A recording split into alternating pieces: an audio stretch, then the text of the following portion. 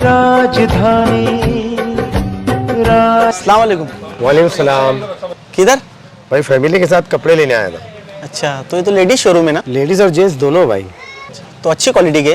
बढ़िया क्वालिटी के लेडीज और जेंट्स दोनों हैं। तो मैं देखूं भाई? देखिए ना, आप जाइए। राजधानी। घर पर बबूल का बड़ा दरख्त गिरने से घर में बैठा हुआ नौजवान दरख्त के नीचे दबने से मौत वाक़ होने की दर्दनाक खबर मौसूल हुई है। यह हादसा 28 अप्रैल बरोज जुमा कोपरगांव ताल्लुका के ब्राह्मण गांव में पेश आया। इस दर्दनाक हादसे की एतराफ़ व जानिब में मजम्मत की जा रही है।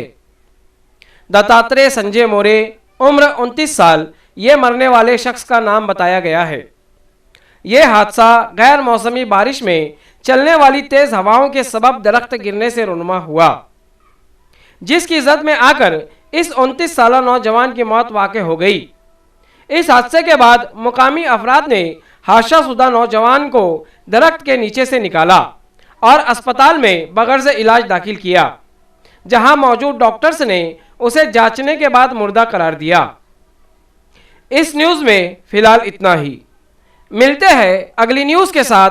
ऐसे ही देखते रहिए जाग मेरे शहर न्यूज़ चैनल।